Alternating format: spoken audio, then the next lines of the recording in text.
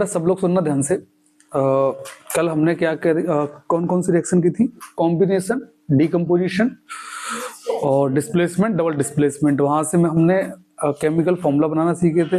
Valency भी जिसका use है, जैसे किसी की वैलेंसी नहीं पता है हमें, तो रिएक्टेंट्स में से हम लोग वैलेंसी फाइंड कर सकते हैं, जिससे कोई भी कंपाउंड हम बना सकते हैं वहां से। ठीक है, अब एक लास्ट रिएक्शन रह गई थी हमारी, कौन सी? Redox reaction. रिडॉक्स रिएक्शन सब लोग सुनना ध्यान से। रिडॉक्स रिएक्शन में क्या होता है बेटा? इसमें देखो जैसे एडिशन ऑफ हाइड्रोजन या फिर एडिशन ऑफ ऑक्सीजन, ये दोनों अगर एक साथ हो रहे हैं, एडिशन ऑफ हाइड्रोजन और एडिशन ऑफ ऑक्सीजन, क्लियर? या फिर सेकंड केस में रिमूवल ऑफ हाइड्रोजन या फिर रिमूवल ऑफ ऑक्सीजन, इस केस में आपकी कौन सी रिएक्शन कहलाएगी? आपकी रिडॉक्स रिएक्शन। समझ में आया कि नहीं है? अच्छा, इसमें बेटा क्या होता है, सुनना ध्यान से। देखिए सब लोग, यदि इसको दो रिएक्शन में कैटेगराइज किया गया, एक ऑक्सीडेशन रिएक्शन और एक रिडक्शन रिएक्शन। ऑक्सीडेशन में क्या होता है बेटा? ऑक्सीडेशन में सुनना ध्यान सब लोग, ऑक्सीडेशन में होता, ऑक्सीडेशन में होता है आपका एडिशन ऑफ ऑक्सीजन और रिमूवल ऑफ हाइड्रोजन। ये अगर होता है तो आपकी कौन सी रिएक्शन कहलाएगी? ऑक्सीडेशन। और रिडक्शन में क्या होता है बेटा? एडिशन ऑफ हाइड्रोजन और रिडक्शन ऑफ ऑक्सीजन। समझ में आया कि नहीं? मैं ऐसे लिख देता हूं, रिडक्शन ऑफ ऑक्सीजन और एडिशन ऑफ हाइड्रोजन, ये आपका कहलाएगा बेटा रिडक्शन में।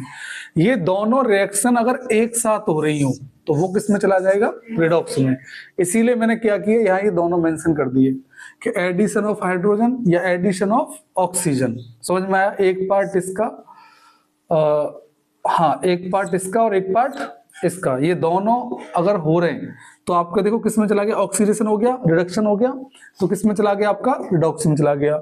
या फिर रिडक्शन ऑफ हाइड्रोजन और रिडक्शन ऑफ ऑक्सीजन, तो भी किस में चला जाएगा? रिडॉक्स में, क्योंकि रिडक्शन ऑफ हाइड्रोजन ऑक्सीडेशन का पार्ट है और रिडक्शन ऑफ ऑक्सीजन किस रिएक्शन का पार्ट है? रिडक्शन का पार्ट है। अगर ये दोनों एक साथ हो रही हैं तो किस में चला जाएगा? रिडॉक्स में। समझ में आया कि नहीं है? तो देखो दोनों केस लिख दिया, पहला केस और दूसरा केस, कोई दिक्कत? चलो एक एग्जांपल लेते हैं, जैसे CuO प्लस H2। ध्यान से सुनना सब लोग। देखो कल मैंने पढ़ाया था आपको, डिस्प्लेसमेंट रिएक्शन पढ़ाई थी या डबल डिस्प्लेसमेंट पढ़ाई थी, डीकम्पोजिशन पढ़ाई थी या कॉम्बिनेशन पढ़ाई थी। कॉम्बिनेशन मैंने बताया था कि यदि दो सिंगल अलग अलग एलिमेंट हों तो हमेशा वो क्या होंगे? ऐड होंगे। तो ये क्या होंगे? ऐड होंगे, तो कॉम्बिनेशन रिएक्शन। अगर अलग अलग एलिमेंट हो तो, यही अगर एक साथ हो, ए बी हो, तो हमें पता है जब एक ही रिएक्टेंट से, सिंगल रिएक्टेंट से, तो वो टूटेगा, क्योंकि यही दोबारा तो आएगा नहीं, रिएक्शन होगी तो कुछ ना कुछ चेंजमेंट होगा, तो हमेशा अलग होके, सेपरेट होके आएंगे, ए प्लस और बी नेगेटिव। क्लियर ना? तो ये डीकम्पोजिशन का हो गया। अच्छा, यही पेयर अगर ऐसे आ जाए, ए बी प्लस सी, मतलब यहां पेयर और यहां अकेला, जो कि इधर देखो यहां भी सेम यही कंडीशन है, यहां दो एलिमेंट अलग अलग तो पेयर हो गया, और यहां बेटा ये सिंगल है आपका H2।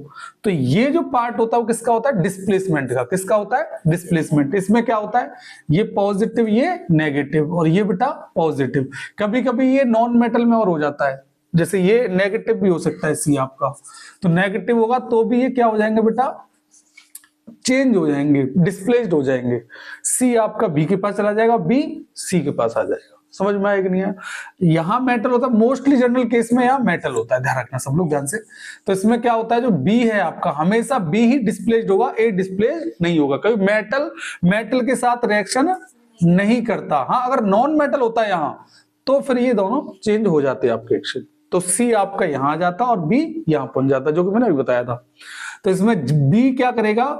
लेस रिएक्टिव एलिमेंट से मोर रिएक्टिव एलिमेंट के पास क्या हो जाएगा? डिस्प्लेस्ड हो जाएगा। तो ये बन जाएगा बेटा ए प्लस, और ये क्या हो जाएगा? C B. देखो मेटल पहले और नॉन मेटल बाद में।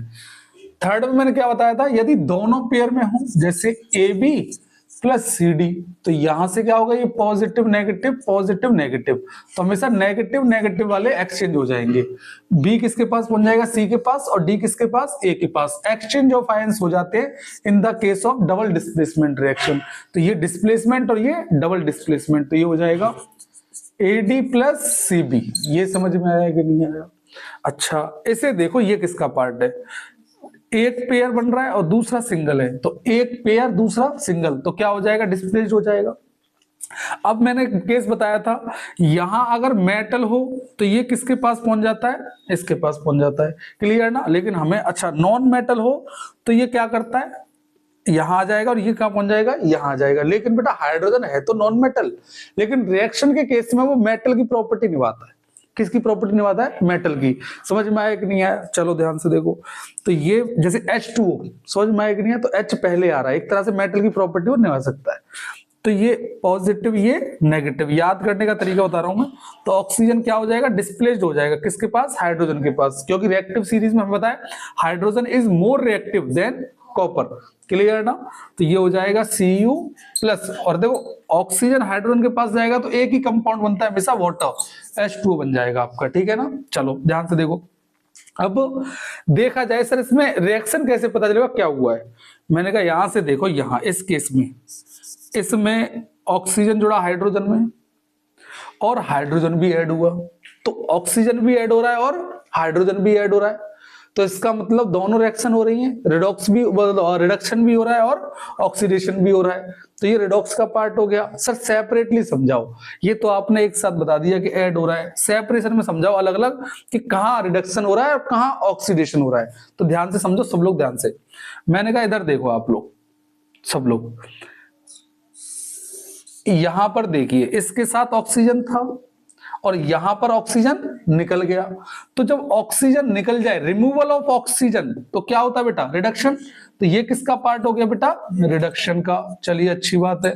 अच्छा, इस केस में देखो, इस वाले में हाइड्रोजन के साथ कोई नहीं था यहां पर, और यहां ऑक्सीजन क्या हो गया, ऐड हो गया। तो एडिशन ऑफ ऑक्सीजन किसमें होता है बेटा, ऑक्सीडेशन। देखो ये रहा एडिशन ऑफ ऑक्सीजन और रिमूवल ऑफ ऑक्सीजन। समझ में आया कि नहीं आया? तो जहां से ऑक्सीजन निकल रहा है रिडक्शन, और यहां ऑक्सीजन जुड़ रहा है, ऐड हो रहा है, तो ऑक्सीडेशन। तो ये पार्ट हो जाएगा बेटा किसका, ऑक्सीडेशन का। ये पार्ट हो जाएगा ऑक्सीडेशन का। समझ में आया कि नहीं आया? अब ध्यान से समझना सब लोग, ये दोनों अलग अलग रिएक्शन एक साथ हो रही हैं तो क्या बन जाएगा, रिडॉक्स रिएक्शन। कोई दिक्कत? अच्छा, आपसे एजेंट भी पूछता है, एजेंट में क्या करना है, सुनो ध्यान से। एजेंट हमेशा अपोजिट का होता है, और एजेंट हमेशा किसका लेते हैं हम लोग, रिएक्टेंट्स में से लेते हैं। किस में से लेते हैं, रिएक्टेंट्स में से। सर एजेंट कैसे, बता रहा हूं। देखो दो तरह के एजेंट होते हैं, ऑक्सीडाइजिंग एजेंट, ऑक्सीडाइजिंग एजेंट। एक बार इसकी स्पेलिंग देख लो जरा सब लोग, ऑक्सीडाइजिंग की बताओ मुझे, या जी आ रहा है, एस आ रहा है? हाँ भाई, देखो सब लोग, मैं इसीलिए बोल देता हूं। देखो ऑक्सीडाइजिंग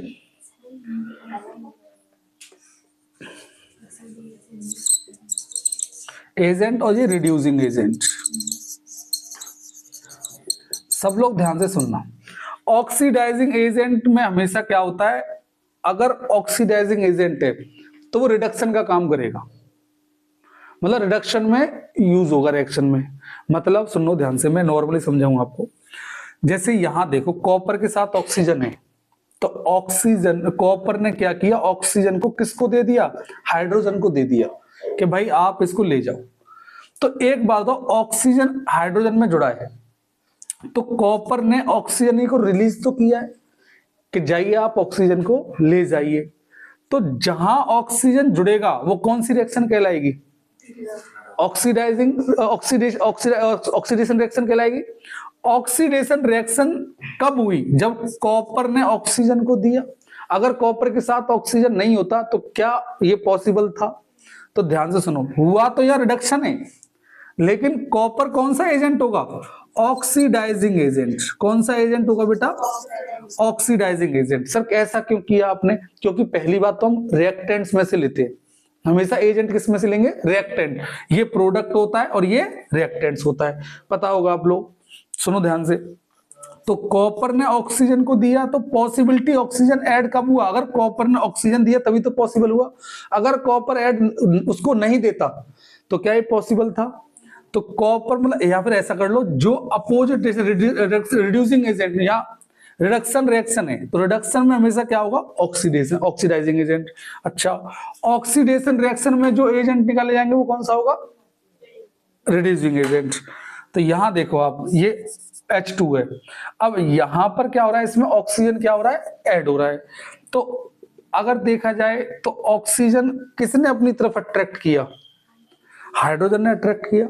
अगर हाइड्रोजन इसको नहीं खींचता तो पॉसिबल था, समझ में आया कि नहीं आया। तो ये ऑक्सीडेशन तो कौन सा वो रिएक्शन हो जाएगा, वो एजेंट हो जाएगा आपका reducing agent, reducing agent.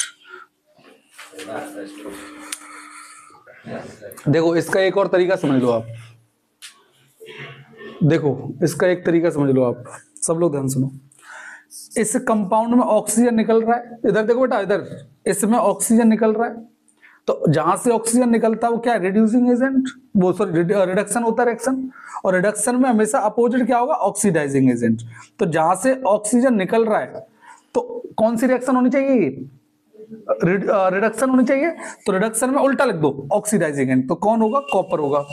Hydrogen में ऑक्सीजन जुड़ रहा है, तो जुड़ रहा है हाइड्रोजन में, यहां देखो जुड़ रहा है ना हाइड्रोजन में, तो जब जुड़ रहा है तो कौन सी रिएक्शन से, ऑक्सीडाइजिंग, ऑक्सीडेशन होनी चाहिए।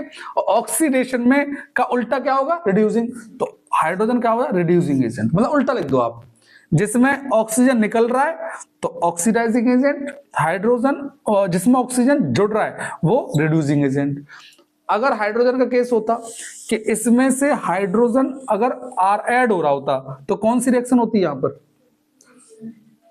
अगर हाइड्रोजन ऐड हो रहा होता तो रिडक्शन होता, तो एजेंट कौन सा हो जाता, उल्टा हो जाता, ऑक्सीडाइजिंग एजेंट हो जाता ये।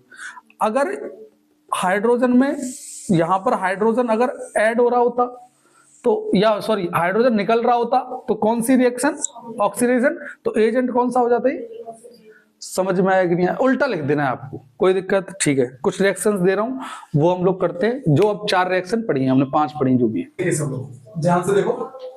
कुछ रिएक्शंस हैं जो हमें पढ़नी है, देखो ध्यान से, MnO2 और HCl। देखो मैंने आपको 5 टाइप्स की रिएक्शंस कराई, सारे कंडीशन बताई, और उस कंडीशन को यहाँ इंप्लीमेंट करना है। जितना हमने पढ़ा है वो हमारे काम आएगा कि नहीं आएगा, और किस तरीके से आएगा वो भी बताएंगे हम लोग। देखो ध्यान से, पेयर में तो ये पॉजिटिव, ये negative, positive negative, exchange of ion मतलब डबल डिस्प्लेसमेंट हो जाएगा। चलिए Cl कहां पहुंच जाएगा, Mn के पास, तो MnCl। अच्छा सर एक बात बताइए, आपने MnCl लिख दिया, मैंने कहा हाँ, क्या ये फॉर्मूला सही है, वैलेंसी के थ्रू सही है, मैंने कहा नहीं, हमें क्या है, वैलेंसी पता करनी है, वैलेंसी का क्रॉस मल्टीप्लाई होता है, तो वैलेंसी पता होगी तभी तो मल्टीप्लाई करेंगे हम लोग। तो यहां देख लो ना, मैग्नीशियम की वैलेंसी कहां लिखी होगी, यहां पर, क्योंकि यहां भी तो क्रॉस मल्टीप्लाई हुआ होगा।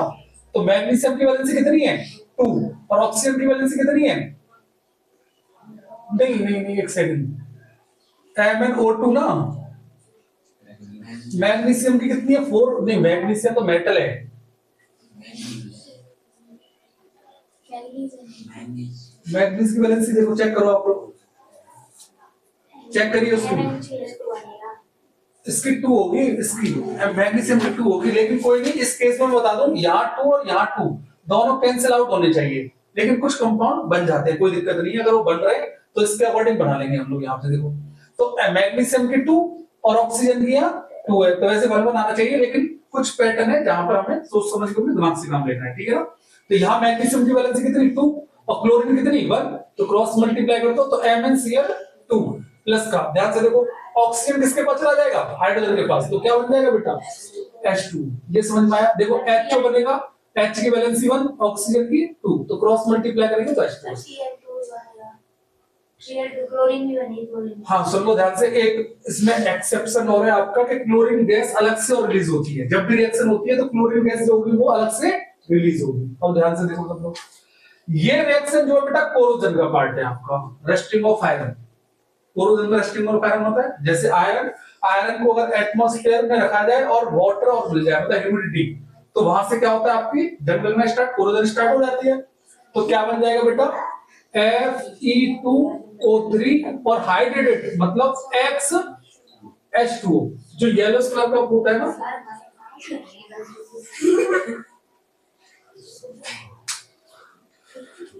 चला रही होगी यार, कोई नहीं, वो माइक नहीं है, देखो कोई बात नहीं, थोड़ा वो चलता है।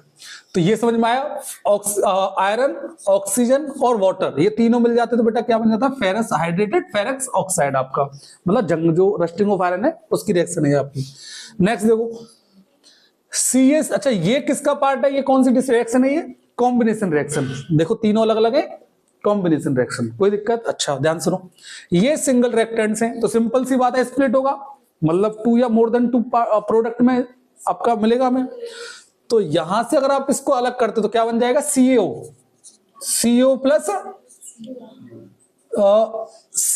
प्लस कार्बन डाइऑक्साइड मिलेगा। ये Cl2 किसी ने बोला था अभी, कोई नहीं, गलत बेटा, मैं कंफ्यूज हो जाता हूँ, ध्यान रखना, मैं क्लोरीन ढूंढने लग गया, क्लोरीन कहाँ गया इसमें, तो CaO प्लस CO2। अब ध्यान से सुनो सब लोग, टूट गया कंपाउंड में, देखो यहां से देखो, ये एक अलग कंपाउंड में टूटेगा, और ये वाला इसमें से जो भी हाईली, जैसे ऑक्सीजन है तो ऑक्सीजन किसके पास चला जाएगा, कैल्शियम के पास।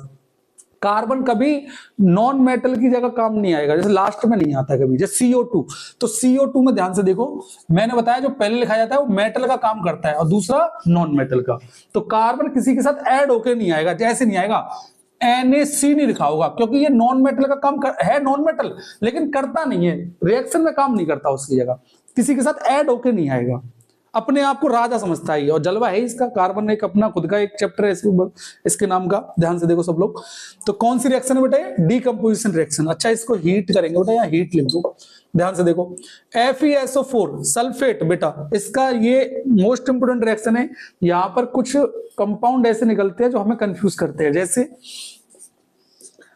Fe2O3 प्लस का SO4 को तोड़ेंगे तो 2 पार्ट्स में मिलेगा बेटा, SO3 और SO2। अच्छा ये समझ में आया कि नहीं आया, तो ये कौन सी रिएक्शन होगी बेटा, डीकंपोजिशन रिएक्शन। कौन सी है ये, डीकंपोजिशन रिएक्शन।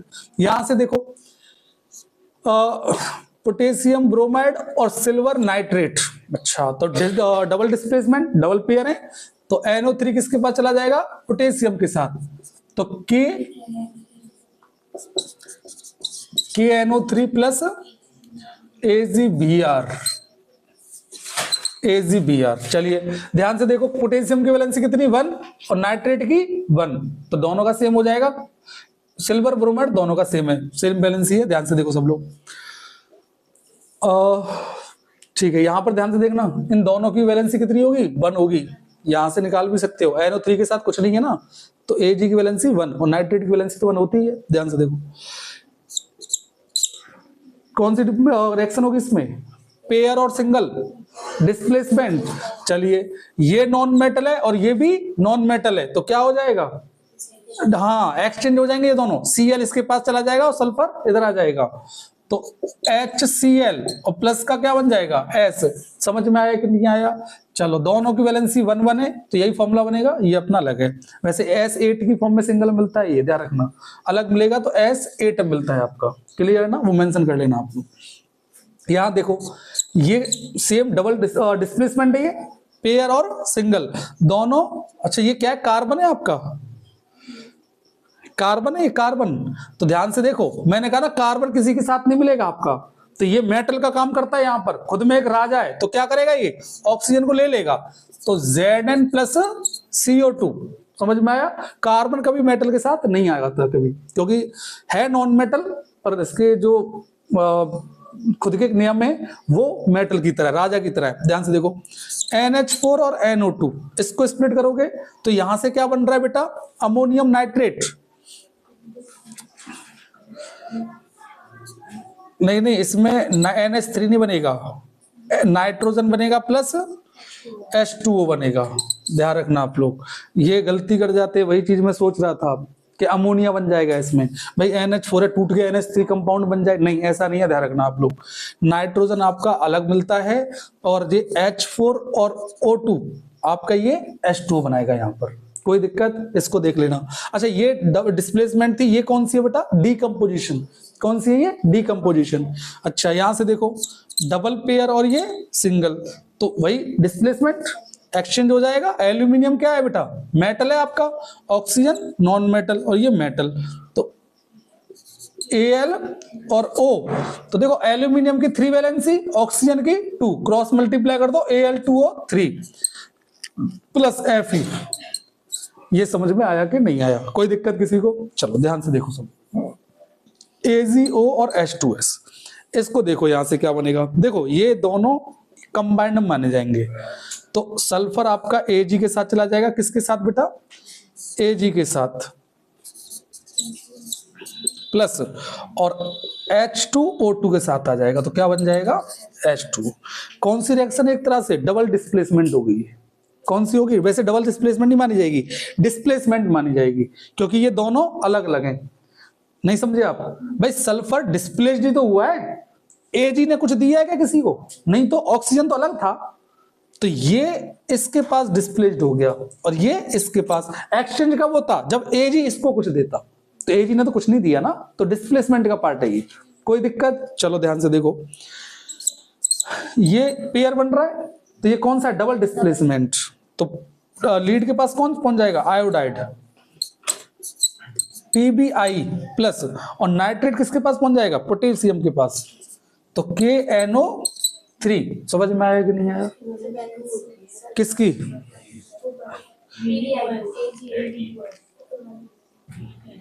अच्छा इसकी, सिल्वर की 2, नहीं बेटा चेक कर लेना इसको एक बार।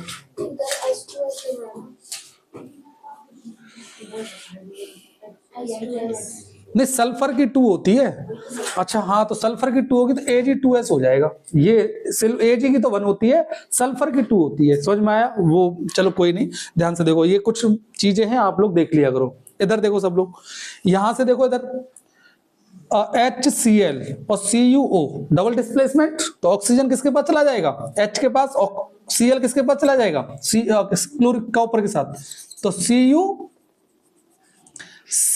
कॉपर की वैलेंसी 2, इसकी 1, क्रॉस मल्टीप्लाई, तो CuCl2, और हाइड्रोजन किसके पास, ऑक्सीजन के पास, तो ये क्या हो जाएगा, H2O। समझ में आया कि नहीं आया? कोई दिक्कत? सबको स्कूल निकलना है। वैसे स्कूल से मुझे शायरी याद आती है, सुनाए, अरे तेरी गली से ऐसे हम निकले जैसे दम निकले। चलिए, तो बंद कर दो, ठीक है बेटा।